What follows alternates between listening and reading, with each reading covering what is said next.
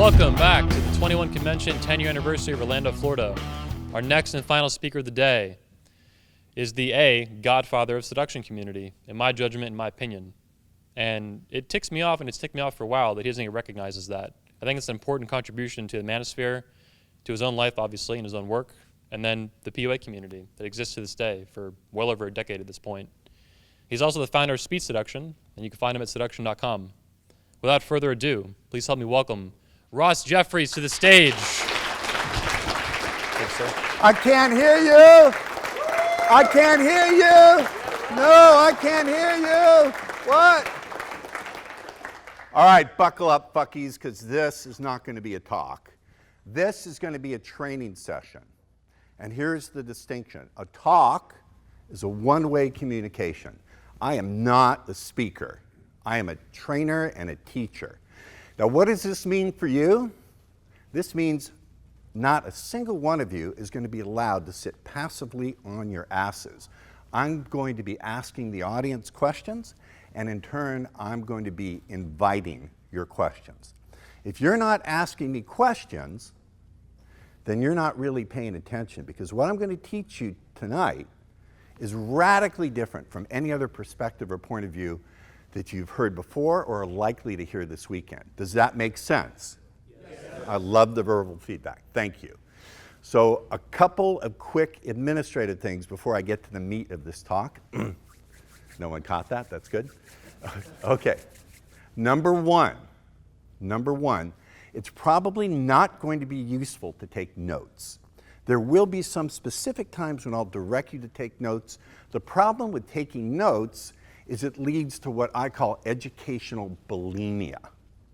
Anyone here ever gone to college? Keep your hands up if you've crammed for a test. Now keep your hands up if and only if you could take that same test today and pass it with flying colors. Okay, that's not what I want to have happen. I don't want to give you facts to memorize. I want to so change your perspective of how this subject works that you'll never again ever be able to go back to the perspective you had before you walked in those doors. Does that make sense? Yes. Okay. Second point, and this is crucial. Please give me your full attention on this. Nothing I'm going to be teaching you tonight is science. It is not science. It is not truth with a capital T. It is only my model, my map. I've developed it since 1988.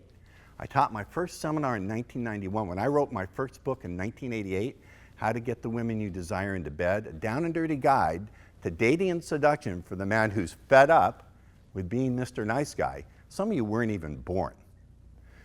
Now, it's very, very, very important that you recognize that there are just going to be times when you'll want to take what I say as truth with a capital T. Don't do it. This is my map. My claim is if you follow the map, you're much more likely to get the results it predicts. Will you get them all the time? No, because human behavior is nuanced and complex and chaotic. Does that make sense? Yes? Yes? All right. So, let me tell you a little bit about my own story, how I got into this. So, when I was 19 years old, I was this tall, I'm 6'2", I weighed 125 pounds. I was a walking skeleton. I can remember sitting out one day on the quad at UCLA, where I went to school, University of California, Los Angeles, and a woman walking up to me and said, "Excuse me, I'm an art major. Do you mind if I sketch you nude?" Now at the time, I was too stupid to do anything with it. She said, "I can see every bone and every vein in your body."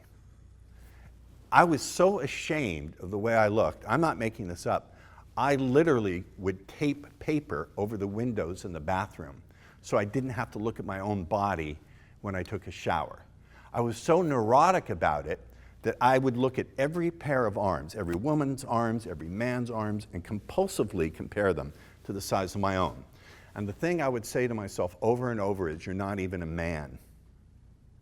I would look at a woman I found attractive, and I would say, "Why would you want to offer an inferior product to a woman like that who could get a man?"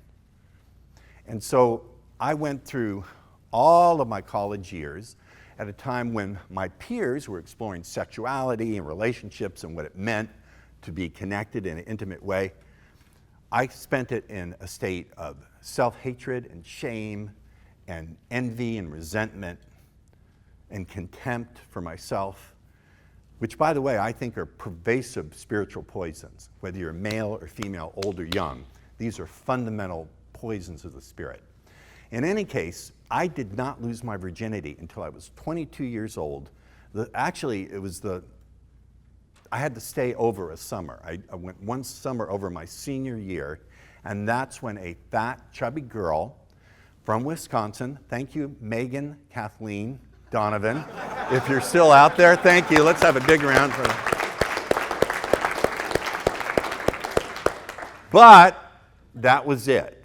And for the rest of the time, I got rejected. Now, here's the story you don't know, because I've never told it in public before. I was so lonely that I actually went back to UCLA for like the next 3 years and wandered around the campus like a ghost. I haunted that campus, hoping against hope. It's true, I'm not making this up. Hoping against hope that a woman would talk to me and somehow like me. That's what I did. I worked odd jobs trying to make it as a comedy writer. I failed that career. I did write one of the worst movies ever made. If you want to torture your girlfriend or your date, they still call me Bruce. You can get it, I think, on Netflix. I don't know. Say again? I've seen it. You've seen it. It's a terrible movie. I thought it was good. Yeah, well, you're kind, sir. It was a piece of shit. Leonard Maltin called it a cinematic abortion. And when I saw that, I literally, I'm not kidding, I experienced I'm not making this, a flash of blinding white light. And that was it for my comedy writing career. Anyway, in any case, I haunted that campus, hoping against hope. So what I want to say to anyone who's going through this or has gone through it, I understand your situation. I understand the shame, the rage. I understand the embarrassment of going to family gatherings and being the only one who didn't have a partner.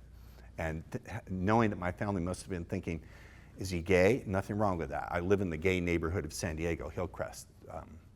God bless my neighbors, they're great. So I understand the shame and the rage and the pain, and most importantly, I understand the profound confusion. And this, to me, the confusion element of the suffering we go through is, to me, a very subtle element, but it's something that no one in the community addresses, because I don't think they see it, but I see it. I have clients come to me and they say, Ross, I don't get it. I'm a successful business person. I built my business from nothing to a multi-million-dollar business. No one handled me anything. I had to be strategic in my thinking and consistent and intelligent. Why can't I use that same intelligence to figure out women? I'm spinning in confusion. I have been for years. Has anyone here ever felt confusion in their dealings with women? You're a liar if you're not raising your hand. Raise both hands and say, hallelujah, Ross has got it. My students actually do that. They'll actually do that when I don't do. So I understand the profound confusion.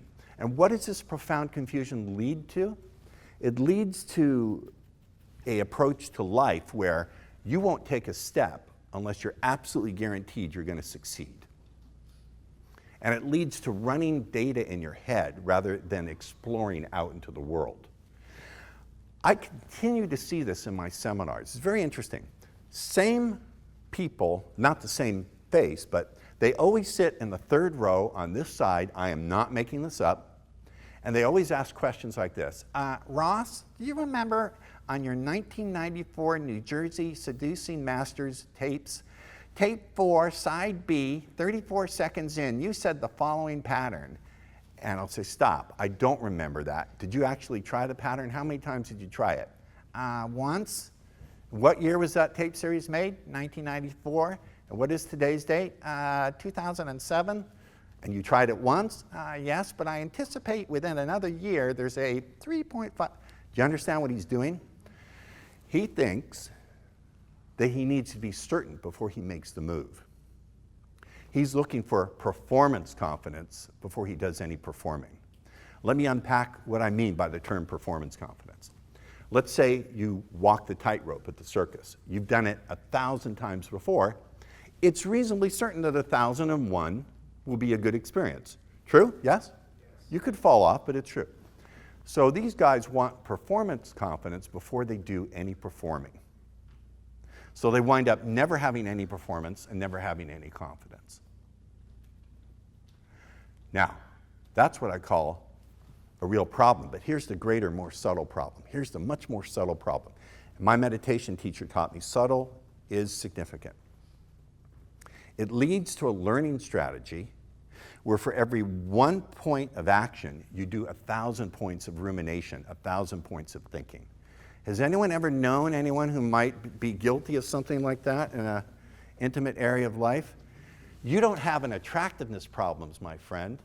You don't have an attraction problem, my friends. You have a fucked up learning strategy. It's a learning strategy issue, not an attractiveness issue. I could take anyone. In fact, when I work with private clients, I give them assignments.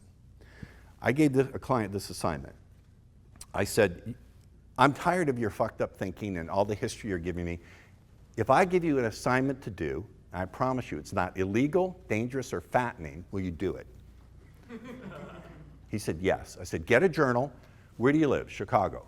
Is there a lot of people in Chicago? Yes. I want you to go to a place at noon where you can observe people in like the financial district and pick out a guy who looks like he's got the world by the bait seam. Anyone speak Hebrew? Bait seam, balls. Got the world by the balls. Someone who looks like he's an alpha male. I don't believe there is such a critter, but that's a discussion for another day. Someone who looks like he's got the world by the balls, he's dressed nice, looks like he's got money, hot chicks. And what I want you to do, I want you to imagine you're taking all of your shitty programming and dumping it down into his head.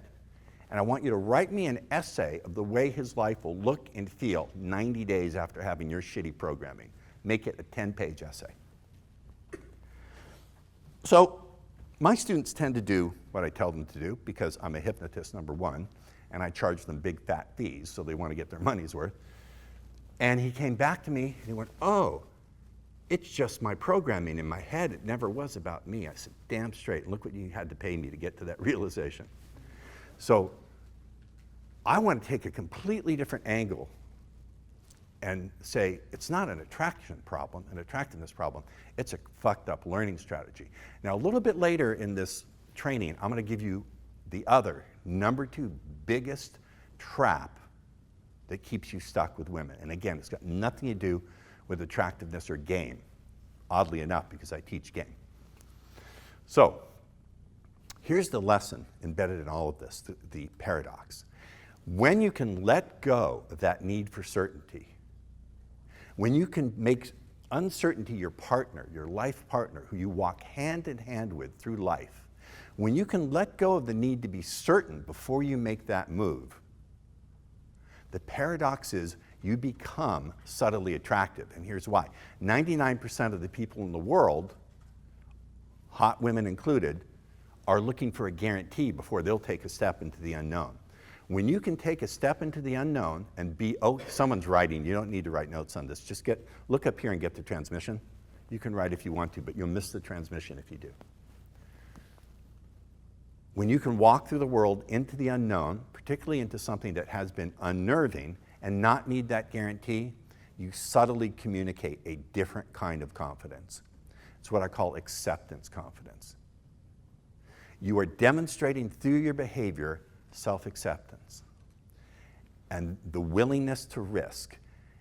Even if you don't yet have very good social skills and you're still practicing, when you can do that and not need to apologize to yourself or anyone else for it, you have what I call stealth attractiveness. No one can AMOG you out of it. Anyone know the term AMOG? Alpha male, other guy. No one can put you down out of it. Now, if you can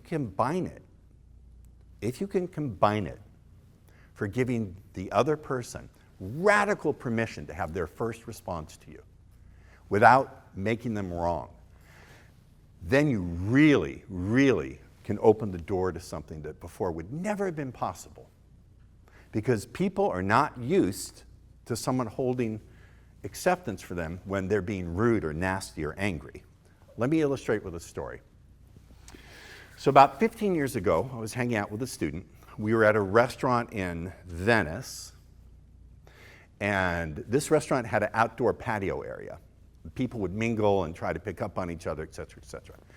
Like 12:30 in the morning, I said, let's get out of here. We're standing out in the driveway, or waiting for a cab, way before the days of Uber. And I spot a beautiful young woman standing there waiting for a cab, and I just turned and very casually said, oh, look, there's a beautiful young lady waiting for her cab at the end of the evening. Now, for some reason, guys, this went in the wrong way. And she said, look, it's a dirty old fuck trying to get his freak on. She was right. But my student got very angry. His face turned red. He took a step and went to give her a piece of his mind. I put my arm out. I said, no. She can come from wherever she wants. We decide how we respond. Then I took a step towards her. I looked at her. I said, she's someone's daughter. She's someone's sister. She's someone's best friend. Somewhere, she's deeply loved. She burst into tears, came running over to me, threw her arms around my neck, gave me a little kiss on the cheek, and said, oh my God, thank you, I love you. That was the sweetest thing anyone has said to me all night long. Guys have been treating me like they've been such pigs, saying the worst things to me, grabbing my ass. What's your name? Mr. Wonderful, our cab's here. Have a good night. Now, what's the point of that story? Suppose I'd looked at her and seen a thing called a bitch or a cunt. A thing called a bitch or a cunt who was putting up a bitch shield or giving me a shit test. What would have happened? I didn't go into reaction. I gave her radical permission to have her first response and not make it about me. And I said, wait, that's not a thing called a bitch or a cunt. That's a human who's doing the activity of hurt and anger. She's having the experience of hurt and anger. How can I use my language to turn her emotions around so she experiences the emotional state I want her to be in? And how did I do that? I told a story about her that was a better story. She was telling herself the story, this guy's a fucking asshole, I fucking hate him, he's like the pigs in that restaurant. Well, I chose to tell her a different story. And I made the story about her. I said, she's someone, and it was a true story too. I'm sure she is someone's sister, someone's best friend, someone's daughter. Somewhere she is deeply loved. I use my language to create an emotional state of adoration and love through which she then saw me. One of my lessons to you, you can write this down, but I'll say it twice. The first time, get the transmission. The second time, write it. And remember, this is only my map. It is not true, and it's not science. It's my map. The metaphor, the map I'll give you, is women see us through the emotions they feel for us. I'll say it again. Women see us through the emotions they feel for us. Now, again, it's not science. It is not science. It is not true with a capital T. It's my map, my model. I think it's a very useful one that tends to match what will happen. If you treat it as being true, it will give you a hell of a lot more power. A hell of a lot more power. Which brings me to the real premise of my system, speed seduction. And I'm going to make an outrageous claim, a crazy claim, an audacious claim. My crazy, audacious claim is you don't need the way of the caveman or the complete, cool, socially proof alpha guy's blueprint or the total bottle service mastery program. But what you would find extremely useful and very powerful is to learn how to structure your language to capture and lead a woman's imagination and emotions, and then link that to yourself so that she experiences those imaginations, that imagination, those thoughts, that flow of emotions, those feelings in her body, and she links it to you. Because here's the mistake most guys in pickup make.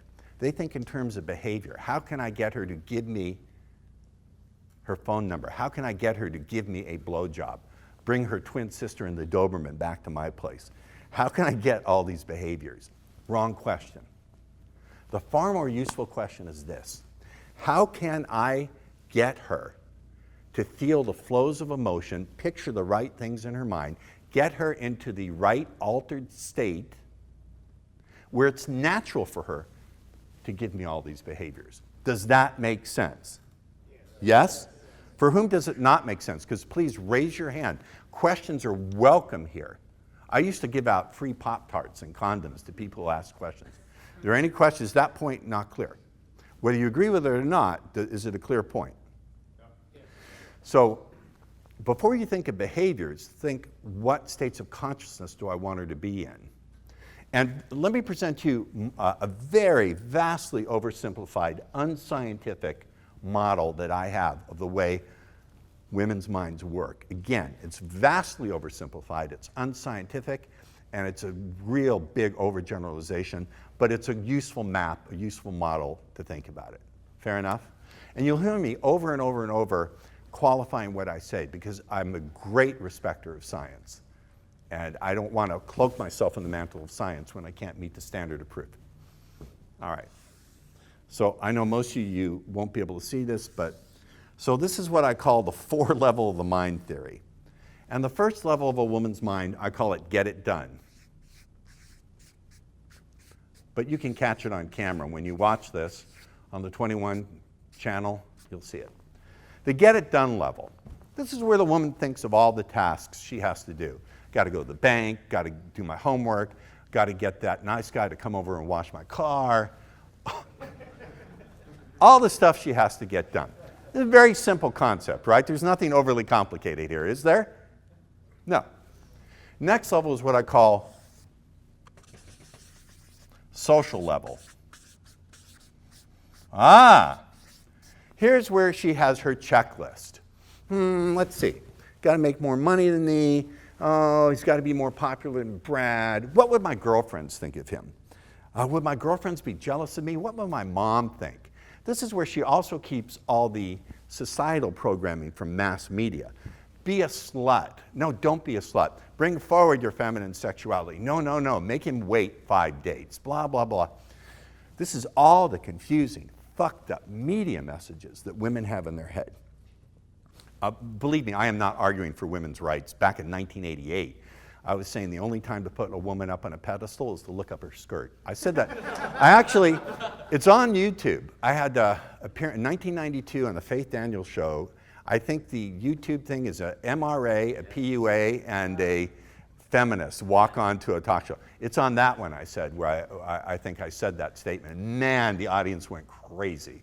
I love to debate these female audiences.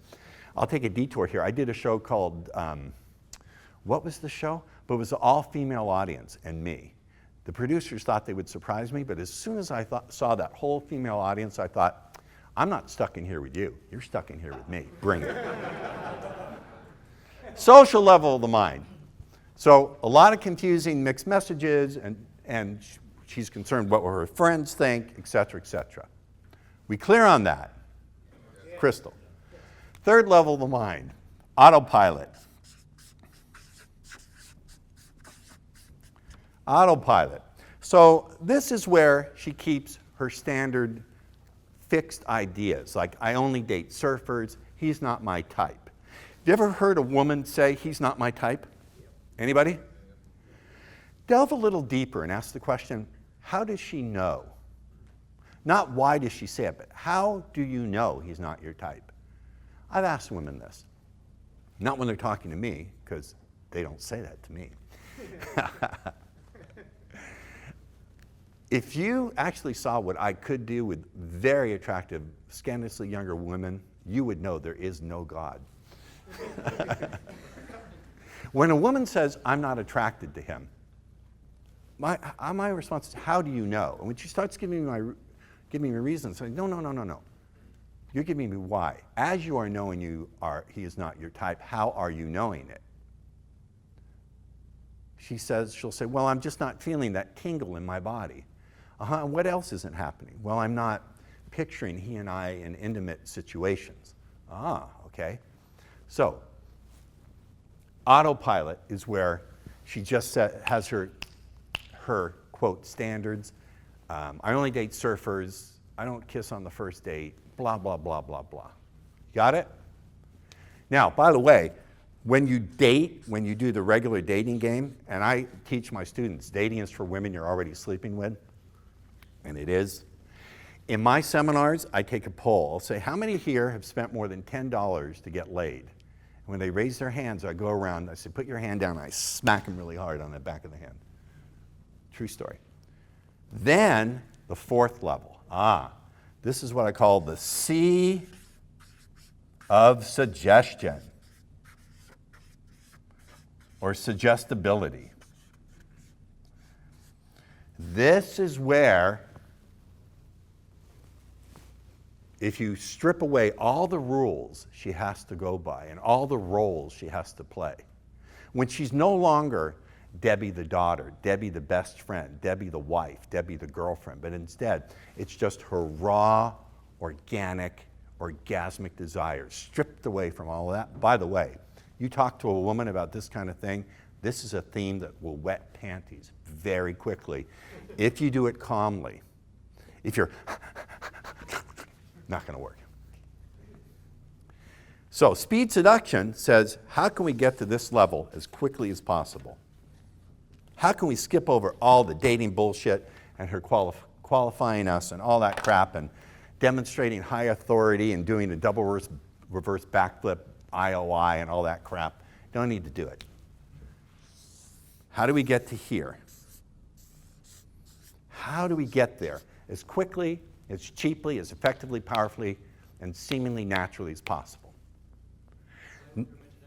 Say again? Grab her imagination. Now, I'll get a very good answer. I'm going to get there in a second. Just a little sidestep. I always find that my presentations are affected by who I meet at breakfast. I was sitting out there having a conversation with one of the students. He said, but Ross, you're teaching men to hypnotize women. What's that all about? And my answer was, well, you're right, but here's the more scary thing. Here's the more profound and the more comprehensive thing about all of it. My claim to you and my challenge to you to go investigate is this, is that the experiences in life that we most crave, that we most treasure, fascination, connection, love, you name it, fundamentally happen on the unconscious level anyway. When you're attracted to a woman, all you feel is the end state, but you're probably not very consciously aware of the imagery you make in your mind, the memories of similar situations that are flooding through you on the unconscious level. You're probably not very consciously aware of what you're saying to yourself back in the unconscious mind. My understanding that I want to convey to you is that fundamentally, the stuff that goes on between men and women is fundamentally happening on the unconscious level anyway. And to the extent that the phenomena is unconscious, it's by definition and by nature hypnotic. You cannot not be hypnotic.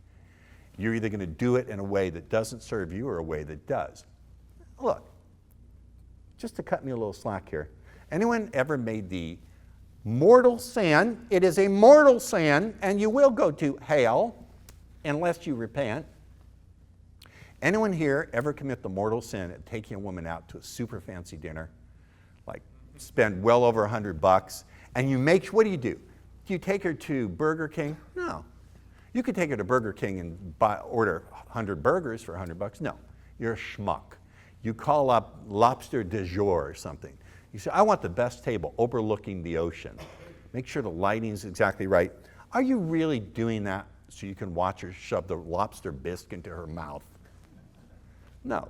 You're trying to create a mood where she will feel connected and horny. Only it's damn ineffective. For dating, for most men, dating is like being in the dark room, being spun around and throwing a dart, hoping to hit the target. Dating is a form of trying to get lucky. Have you ever heard? It's even embedded in the technical vocabulary of the way men think about the subject. Have you ever heard a friend say, maybe I'll get lucky? Yes? What if you were getting on a flight? How many here flew to be here to Orlando? What if you were getting on your return flight, you looked into the cockpit and said to the pilot, how are we going to make sure we get to such and such a city? And he honestly, really, sincerely, truthfully said, I don't know, maybe we'll get lucky. Would you stay on that plane? Would you? So we've got to use our language to do this. Now, since I've been talking about airplanes, let me give you an example of how I did it on an airplane. So I'm on a flight a few years back, I think it was from New Mexico, going back to LA. And I'm sitting on the aisle seat, and sitting on the other aisle seat, very attractive, athletic, blonde lady. I think she's about 25, 26 years old, wearing like a tracksuit.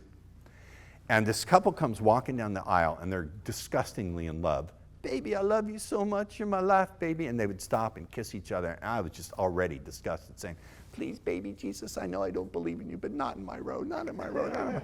What do you know? She sits in the middle seat over here. There's no one sitting by the window.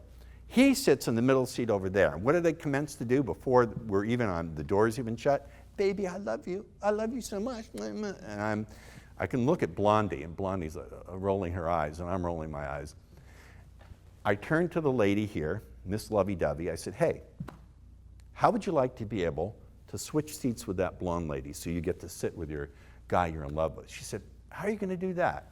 I said, not only will I get that blonde lady to come sit over here, by the end of the flight, I'll have her phone number. She said, how are you going to do that? I said, trust me, I'll do that. So we get to altitude, and I tap her on the shoulder. I say, hey, sporty, because she's wearing the sporty. What say we change seats? You sit with her, you sit where this lady is, so she can sit with her lovey-dovey guy, and we don't have to be bothered by it. She said, okay, but I want your aisle seat. So now, are you following this? I'm in the middle. Sarah is her name, sitting now. I introduce myself to her, and she takes out this notebook, and she's going through technical drawings. And it says JPL NASA. I said, what are you working on? She said, oh, I designed microsatellites for JPL NASA. I'm an aerospace engineer. I said, oh, I'm an aerospace engineer myself. She said, where did you go to school? I said, no, aerospace, E-R-O-S space. I help men and women engineer that gap so a woman can feel that connection. You really want to feel, Sarah. I get this. How do you do that? I said, well, imagine there's a sphere of pure potential. It's just completely empty. It holds all possible equations, but there's nothing actually in it. And what does she do? Her pupils dilate, and I now have her imagining something that's not there. She just happened to be a really good subject. They're not all this responsive, but Sarah was. I said, now, I put a little bit of curiosity, I put a little playfulness in that ball, I bounce it a few times, I throw it to you. You catch it. What does Sarah do? I'm not shitting it. She goes, it's a good subject. She said, now, you put a little bit of fun in there, a little fun banter. You put it in, you bounce it back to me. And maybe what I do, Sarah, is I put in that tension, that tension that grows between two people before something's going to happen. I put some of that in the ball, bounce it over to you. You take it, and it feels really, really good. And suddenly we recognize, after a few iterations, I used her technical vocabulary. The iteration means repetition. It's just what a scientist would say. Suddenly that ball has grown so big, we can't bounce it anymore because it's become a sphere, and it fills the entire volume of space between us, and we both have our hands on it at the same time. And all it takes is one little sip of breath. She breathes with me, and one little lean forward. She leans forward towards me, and suddenly we're engulfed in that sphere, and all there is you and I, and that tension that happens just before a person recognizes something really big's about to go down. Make out, make out, make out, make out, make out, make out, make out, make out. Suddenly she stops. No. I have a boyfriend and he's waiting for me at the airport. My response, what happens on the plane stays on the plane. Make up, make up, make up, make up. Stop, stop. I stop. Because I don't want to take it any further. And I'm too tall to join the Mile High Club. So this happens on an air. Some of you are looking at me like, bullshit, Ross. No, I swear on my best oath, this really, really fucking happened. Now, how was I able to do that? Why couldn't I have said to Sarah, hey, Sarah, you're going to look at me, you're going to feel fascinated, you're going to get really, really horny, and then you're going to kiss me? Why couldn't I have directly said that to Sarah? It's not a trick question. What would Sarah have done? Say again? Call button, This guy's sexually harassing me. The FBI would have been waiting for me at the door. So, here's the thing, guys. My teaching to you is there are certain themes that are likely to get a woman excited. If the subject of your conversation has data points, if you can put it on a map or a chart or a graph, forget it. It's not going to turn them on. But there are certain themes that get women excited, that tend to open up that fourth place in the mind. What theme did I use with Sarah? The real theme I used is the theme of tension. That sense of tension between a man and a woman. That's a big component of building arousal and attraction, is tension. If you're not getting anywhere with women, one of the problems is you're not able to build sexual tension. So by discussing it and then giving her a little bit of suggestive language. Now, how many people were thinking, Ross, that's pretty creepy, suggestive language you're using, the way you're using your voice and your intonation? Be honest, you ballless fuckers. I know at least 2 or 3 of you were thinking that. Nobody? Hooray for me. Okay, so what are some of the themes that would turn women on? Anyone hear the phrase, what happens in Vegas, what? Stays in Vegas. What does that imply? Who does that give permission to, men or women? Women. Goddamn right. I talked to, years ago, I had a thing going on with my hairdresser, Jill. But then Jill cut it off because she got engaged. She said, I found the man for me. Sorry, we can't do this anymore. Then I go to get my hair done, and Jill says, hey, I just got back from Vegas. I said, really? Did you have fun? She said, I got it on with a girl and a guy. I said, Jill, that's cheating. She said, no, it's not. It happened in Vegas. This is a woman's ability to compartmentalize. All human beings can compartmentalize, but I think this is only my theory. It's not science. It's not based on any kind of scientific proof. I think when it comes to sex and romance, women can compartmentalize. Do you know what compartmentalize means? They can put something in a certain compartment in their mind in a certain context, and it doesn't map over into another reality that they're in. So hypergamy is a great, interesting concept. I agree with it, but compartmentalization is also another piece in understanding women. Does this make sense? Yes or no? Are you following me? Yes. Are you awake? Yes. Is this interesting to you? Yes. All right. Good. So, what are some of the states that what are some of the themes that would excite women? How about adventure that no one needs to ever find out about? That was one of the themes I used on Sarah. What happens on the plane stays on the plane. Sexual tension, right? The notion of being in a bubble where the rest of the world just disappears and all there's left is you and me. Women think this way. They think about this kind of things. We're thinking, how can I get her legs up behind her ears? And bam, bam, bam. They're thinking that too, and in addition to that, they have these other layers going on. So what are some of the themes you guys think? I'm going to test you guys. What are some of the themes you think would get women excited? Partner in crime. I like that, yeah. Good. What else? Being dominated. Goddamn straight. Mystery. He's not really on most women's mind. I get your point. Yes, yes. What else? Huh? Falling in love. Falling in love? Okay, I'll buy that. What else? Huh? Secret location. Secret location. Who said food? Close, but no cigar. I would say indulgence. Wicked indulgence. I have this pattern about eating chocolate. It's actually my blowjob pattern. I don't have time to teach it. I gotta watch. Where I talk to them about indulgence and do you love chocolate? I can't get into the pattern right now. But yeah, these are all really good ones. These are really good ones. Really good ones. So one theme that I really like, a theme that I think is really interesting, is that, again, I'm going to return to that theme of tension, that theme of sexual tension and a woman feeling so compelled that she can't help herself. You ever heard a woman say that? There was just something about him. I couldn't help myself. Yes?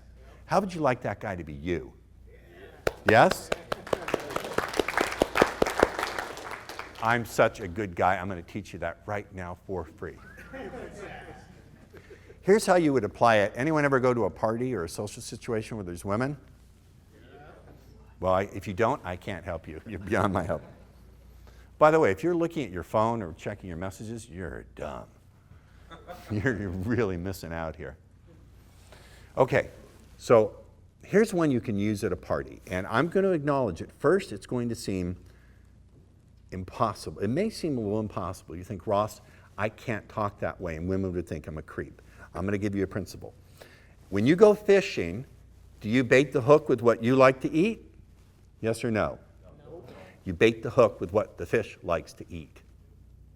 So, hundreds of thousands of my students will tell you this is what the fish likes to eat.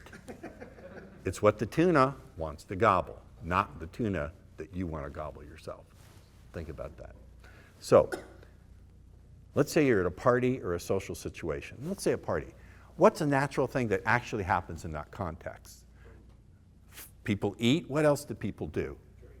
They drink. Okay, make it more interpersonal. They talk, they mingle. That's right. That's right. Every once in a while, if you're really observant, what can you see happen at a party? I don't mean on the gross level, but on a more subtle level, what can you see happening between a man and a woman? They're gravitating towards each other. That's right. I wish I could step off the stage for emphasis, but they won't allow me. They gravitate towards each other. Very interesting. Do you think women are interested in that topic? Yeah. Yes or no? Yes. Come on, really, who's not getting it? Women are really interested in the idea of being magnetized by a man. In general, again, I'm speaking in generalities, I recognize that. Does that make sense to you? Yes. Have you not ever heard a woman say, there's something magnetic about him, I felt drawn towards him? Yes. Guys, they're giving us the combination to the fucking pink paradise safe. So let's push the fucking buttons. Don't ignore it and talk about your car or tell a story that demonstrates that you're a leader of men, protector of loved ones. And gives a fuck. Shut your fucking mouth until you get to the point of the conversation where you can begin to introduce these themes. And inside of the themes, here's the hypnotic part, we use embedded commands and embedded suggestions. Embedded commands tell a person, you can write this, you can write down. First, let me tell it to you, then you can write it. So I'll tell it to you, and then I'll give it to you again word for word. So look up here, get the transmission, please. Embedded commands tell a person what to think, what to feel, an action to take, or all three of them. Embedded suggestions just remind the unconscious mind to repeat the commands. So you give the commands, and then the suggestion tells the unconscious mind, put that on an endless loop and play it over and over and over and over and over again. So I don't know computer programming exactly, so I don't know the analogy, but commands set the program going. Suggestions put it on an endless loop, and the more the loop repeats, the stronger it gets. In hypnosis, we call this the law of compound suggestion. You follow? So, here's what I would do. At a party, and I've done this before, I suggest you guys give it a shot. And bearing in mind what may sound creepy to you will be very attractive to a woman. Say something like this. Make your small talk, make her laugh, do some banter. I can't teach you that. There are a lot of people who can teach you that. I could teach that, but not here. I don't have the time. I have a little more than 13 minutes. You say something like this. You know what I'd love to do at a place like this? I like to people watch. Do you like to people watch, Debbie? Now, who's going to say no? They don't like to people watch. And is that not something that naturally takes place at a party? Yes or no? Yes. So far, it's natural. And I'd like to watch for that moment just before two people who are going to be into each other for a long time first recognize that's taking place. It's that tension just before a woman sees something really big's about to go down. Do you hear the ambiguity? Something really big. A new direction for your thinking. Am I saying nude erection or new direction? Do you hear the phonetic ambiguity? In this context, the phonetic ambiguities work. Going up to a woman and say, hey, Debbie, my thoughts are below me. That won't work. And people ridicule my work by taking it out of context. But in the context of this conversation, it works. Now, so I've just said this to Debbie. I don't want Debbie to talk about it. So let me repeat that last bit. It's that tension just before a person recognizes something really big's about to go down. Then I want to change the subject. I'll say, you know what? I think it comes down to pheromones. That's why I never wash my t-shirt. Anyway, Debbie, when you were a little girl, did you have a favorite? I want to get her off the topic. Why don't I want Debbie to give me her answer or talk about it? Can anyone guess? Hamster wheel. If she starts talking about it, then the suggestions lose all their power. I want them to get buried and repressed down into the unconscious. Do you understand? By changing the subject, they get suppressed into the unconscious, and now they're running more and more. They're running in the background. You'll see it in her eyes. Her pupils will dilate, and then like 4 minutes in the conversation, you're talking about something completely different. She'll grab you by the shirt and lock one on you, or take you by the hand into the bathroom. I know this sounds impossible. Go to my website, seduction.com. We have something called the wall of proof.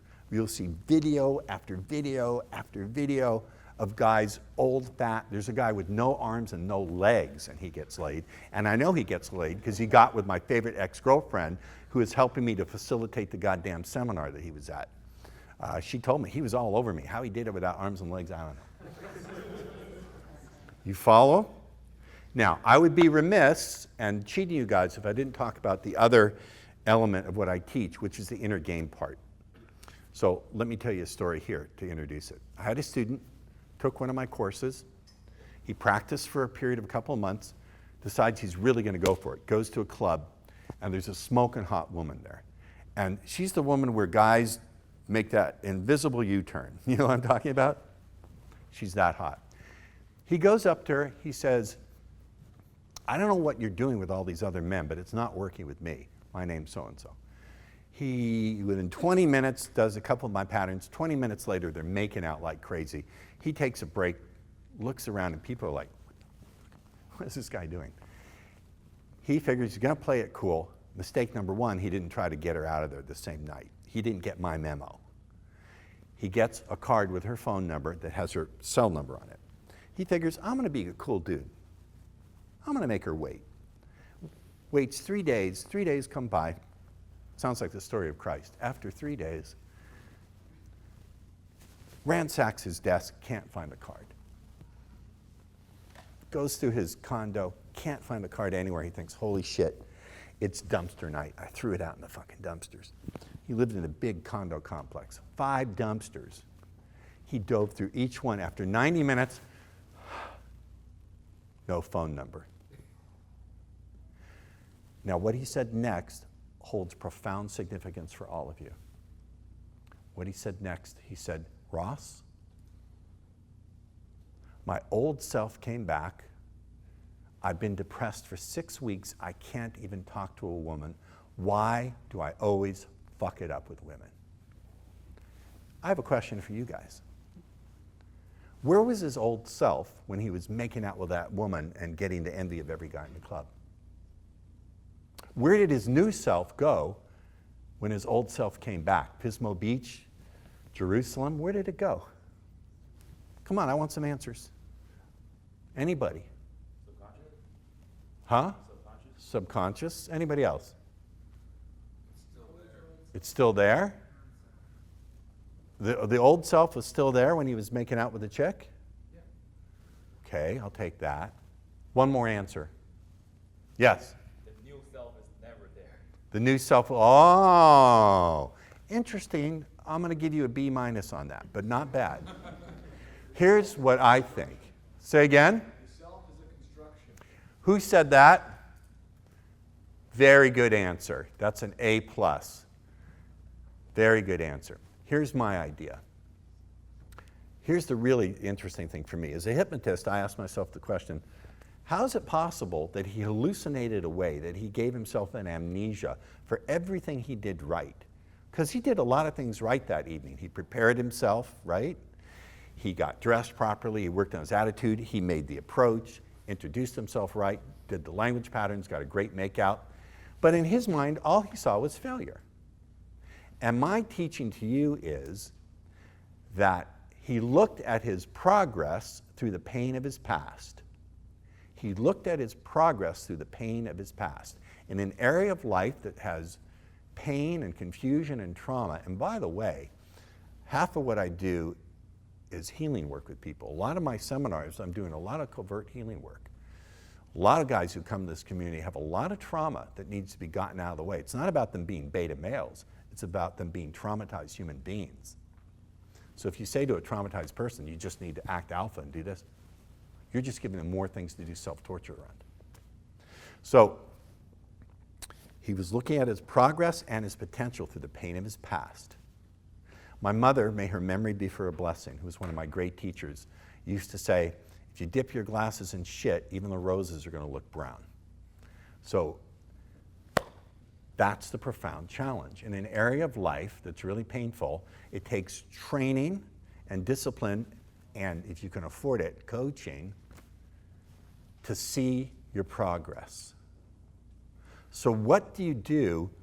Now, the other piece of poison that he really swallowed down is that question he asked, why do I keep fucking it up with women? How many people have ever had a situation with a woman and you tormented yourself with that question, why did I fuck it up with her? What did I do wrong? How many people have ever done that? Confess.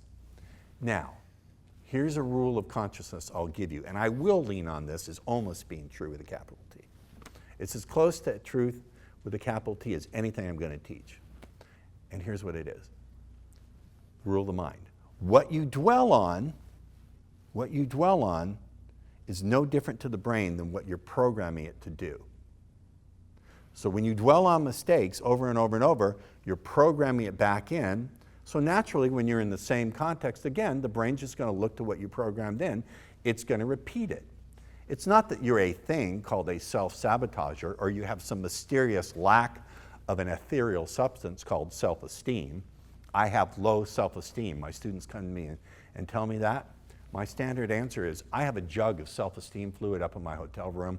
It's $500 an ounce. I'll come down, drill a hole in the middle of your brain, and we'll pour it in. Do you want me to do that? Occasionally one says, yeah. So, when you do this, you're not trying to self-sabotage yourself. What do you have? You have a shitty learning strategy. That's shitty learning strategy number 2. What was the first shitty learning strategy? You remember? For every 1 unit of action, you do 100 or 1,000 points of thinking about it. Now again, if I took someone and programmed them to dwell on their mistakes over and over and over, I could take the most competent, capable person and turn them into a wreck. Does that make sense? Yes. I want to demystify the whole process so you can see what's going on. You can see it's not really an attraction problem or attractiveness problem. It's a bad learning problem. You're reprogramming mistakes back in. Okay. So we've pretty much gotten to close to the end of the time together. What I want to say, first I want to thank you for the profound honor of letting me be your teacher. And I want to draw that distinction again. The speaker only does a one-way communication, but a teacher does something different. It's my joy to open up your minds in a way where you could never go back to seeing things the way you used to. It's like when you were a little child and you had to learn to tell time. And maybe you don't remember or can't send your mind back to that time.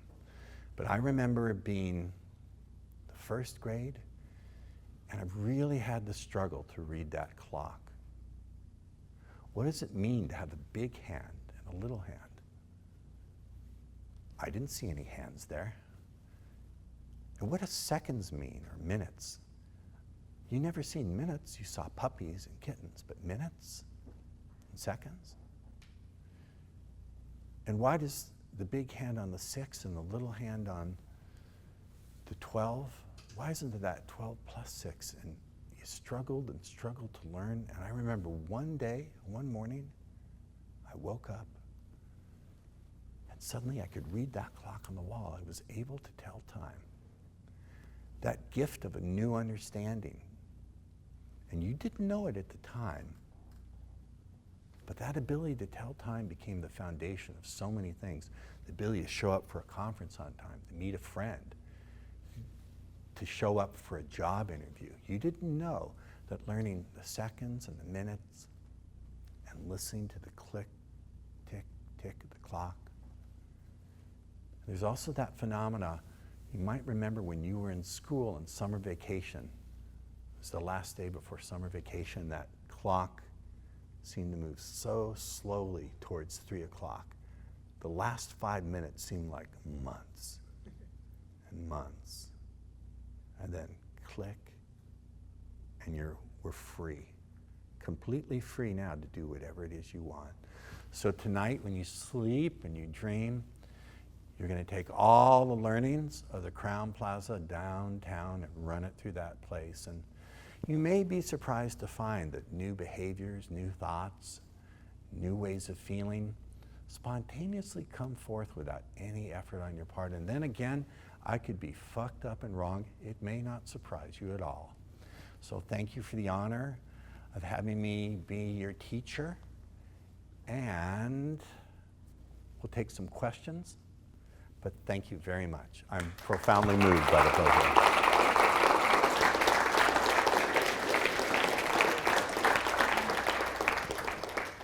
Questions? Do we want to get them on the mic? Yeah.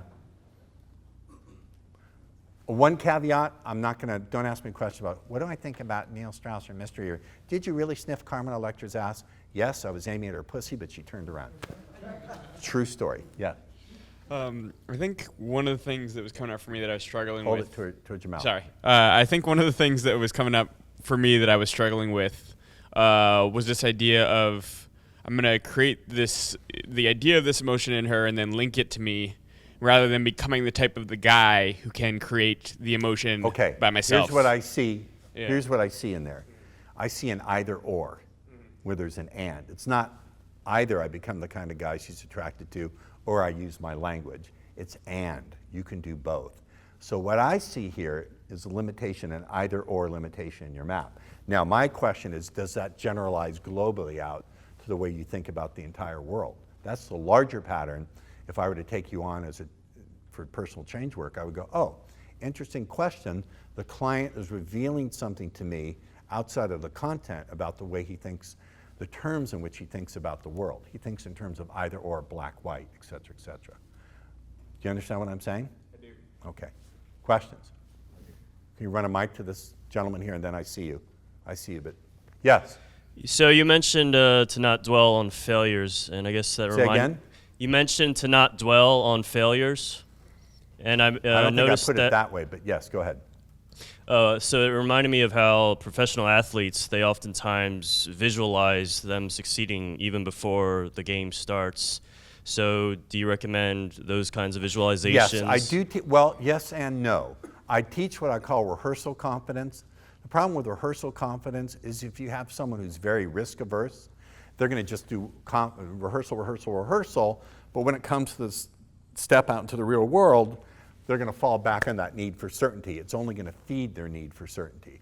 So when you're I'm blowing my own horn here, I've been doing this 30 years. So you need to have therapeutic intuition and say, this person, I'm not going to teach rehearsal confidence first. I'm going to teach them acceptance confidence.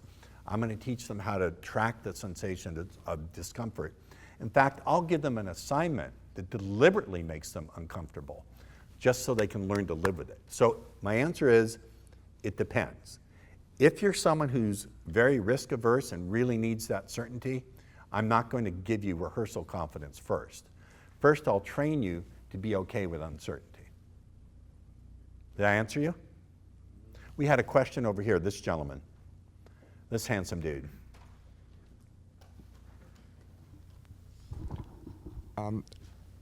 Thanks, that was really amazing. What was that? Thank you, that was really amazing, your talk. Did you say really amazing? I Yes. agree. Go ahead. I unfortunately seem to suffer from both bad learning strategies. So what would you recommend to snap out of both the... You know what? I'm a generous guy. I'll work with you for free this weekend when we have some spare time. All you have to do is buy me a meal. And Sold. tell everyone what a fucking difference I made in an hour. In fact, I may be able to get this in half an hour. Fair enough? Thank you. Buy me dinner, you give your testimony. And a drink. I don't drink alcohol. Thank you, though. Do we have time for Anthony? You're the boss. How many more questions do we take? We have someone with hands up back there. So you're very much focused, I would say, like seduction around emotional storytelling. Bring her in this mood by talking, by putting like words forward. Are you also using non-verbal cues to create this? Oh yeah. Well, I would like, say I'm using any tips there? what I call, yes, I'm using self-referential gestures. Like, Sarah, when you feel that tension between two people, I'm not calling it an airstrike.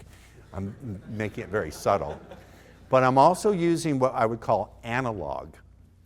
Let me unpack it very quickly. In NLP, my discipline, Neuro-Linguistic Programming, trained by Richard Bandler, among other people, the co-creator of NLP, so I know my shit. We have analog. Analog is anything that varies on a range. Have you ever seen a light with a dimmer switch? So there's lights where you turn on or turn off. That's digital. And then there's analog. I do use my analogs with my voice. When I want to embed a command, I'll talk a little softer. So I am using my analogs, whether you call that nonverbals or whatever. It's the analog component of the digital words. Is that a distinction that you've heard before? Do you get the distinction I'm making? Yeah. As far as body language and the rest of it, here's the interesting thing. When you teach people to be okay with discomfort, their body language will naturally shift. I do this thing where I can cure stage fright sometimes in 3 minutes. And you'll see I don't tell them to stand more confidently, put their hands on their hips. But as they go through it, they naturally do those things. Let's take one more question, and I'm over time. I had a question how to can't hear deal you. with the... I'm sorry, I lost my voice getting excited. Can through someone this then whole- repeat it for him, because I can't hear him? Yeah, it's about discomfort and how to become more comfortable with discomfort. Yes. And then also, when you were giving us the example of the magnetism, I noticed your voice and your tonality, like you were just saying analog, and a lot of pausing. How do you practice that better? Yes. Well, that's true. The second part is true. A big part of what I teach is speaking in a hypnotic way and being very subtle with it. It's not Governor Tarkin, my voice will make you obey the Force. It's much more subtle than that. Subtle is significant. My greatest teacher my whole life taught me that. Did that answer your question? The second one. The first one was how to become more comfortable with discomfort. My quick recommendation is there's a series by my meditation teacher called Breakthrough Difficult Emotions. His name is Shinzen Young, S-H-I-N-Z-E-N, Young, Y-U-N-G, the greatest teacher of my life and the most intelligent human being I've ever met. I think it's my time to get the fuck off the stage. Once again, thank you very much.